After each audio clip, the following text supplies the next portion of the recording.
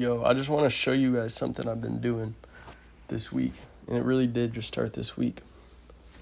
And I've been selling options. I've been selling puts, put credit spreads in the idea that I would get assigned possibly and start selling covered calls on them. Start running the wheel strategy. If all this is foreign to you, well, I'm here to show you what I've been doing to generate about 5% this week when the market has been relatively flat. Okay, so what have I been doing? I've been selling these put credit spreads. So let's take a look at the one I threw out today. As you can see, it's going down in value, but my return is going up. This is what we like to see. Let's run through the details of what I did here. The underlying stock is Visa, and I sold a 255 strike price, I think it was. Yeah, 255 strike price. I sold a put on it. Now, normally, this would require you to have the money to buy 100 shares at $255 or $25,000. Well, I don't have $25,000 laying around. So what I did is I offset the downside risk with a 240 put that I bought. So this way they're going opposite directions, essentially. Although, well, no, they're going the same direction. But in one case, I'm losing value if it goes down. The other case, I'm gaining value if the stock goes down. So they offset each other is what I'm trying to say. And the biggest loss I could lose here is only $150. Sorry, $15 times 100 is $1,500. That's what they're keeping as collateral. And the reason I do have $1,500 is also this week I signed up for Robinhood Gold and I got $1,000 margin for free. 1,000 margin free interest. Margin interest free. So that allowed me to play with these funds a little bit more. Let's look at this Robinhood put I did. $16, $13. Spread. I sold it around, I think 32 was my average credit. I sold it right here. Literally, I think right there. Since then, the stock has gone up like I thought it would. And as you can see this week, it really had a good week. As I thought it would. I thought Robinhood crushed their earnings. I thought they were a good prospect for a stock to buy. But the start of this week, it was around $17. And I just thought to myself, I think that's a little expensive to buy. I hope it comes down. I'm going to wait for it to come down. And in the meantime, I'm going to sell these puts. So in the case that it does come down, bang, I can buy. And I can have these puts that I can buy them with at $16. But if it doesn't come past $15, $16, which is the floor, I think, for it, then boom, I make my premium back.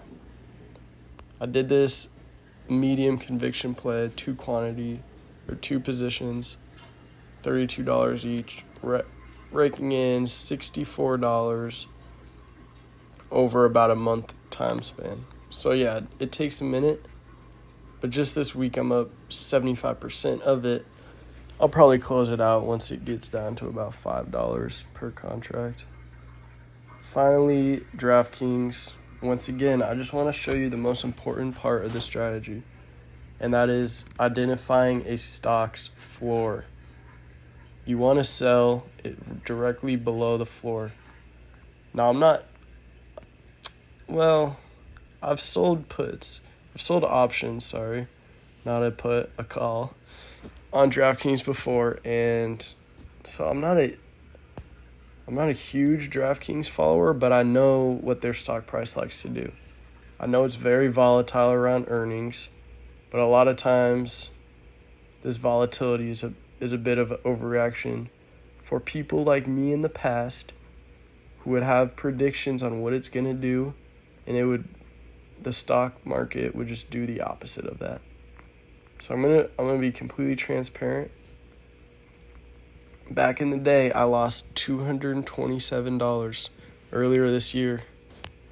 That was a tough one. That was a tough one for the portfolio, I'm not going to lie. Took about like a month to recover from that.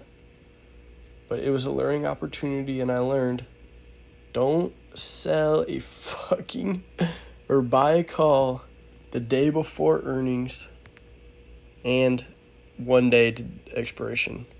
Implied volatility is going to be insane, which it was. I think the stock was about $43 at the time, and I paid $277 to buy it at $44. Insane.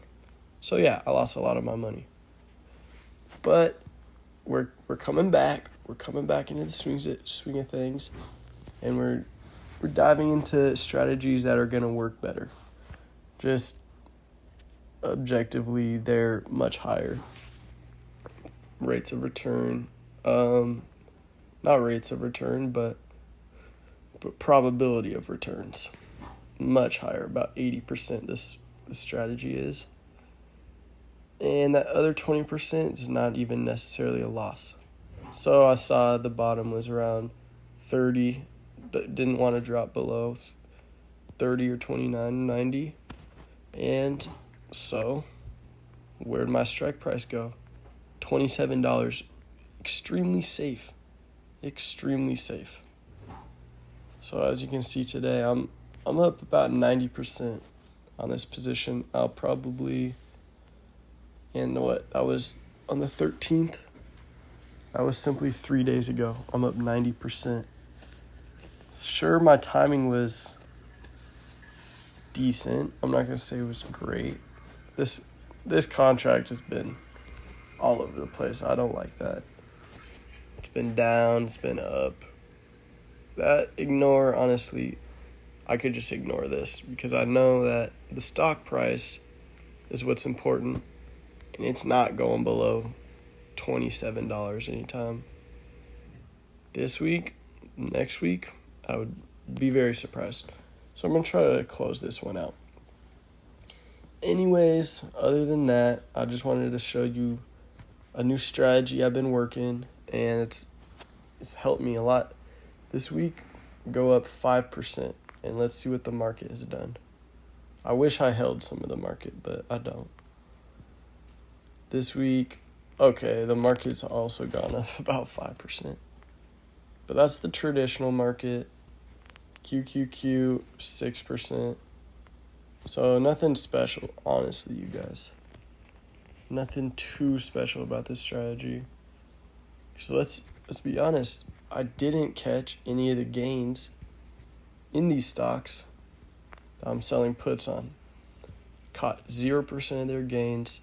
Took the gains that the premium was going to give me. Other than that, I like to keep it diversified in my portfolio. I like to have dividend payers that are hopefully appreciating in price. That's the goal. Berkshire B, obviously an exception to the dividend paying, but not to the appreciation, as you can see. 46% return on this for me all time. Really could be more, something like 100%, but another lesson learned. Don't sell when you hear negative news. Maybe even buy some more if you think it's an overreaction in the market. I'll just quickly show you my entire portfolio. Not those three. Those three are small conviction plays. But Baba recently added more and had a big day today.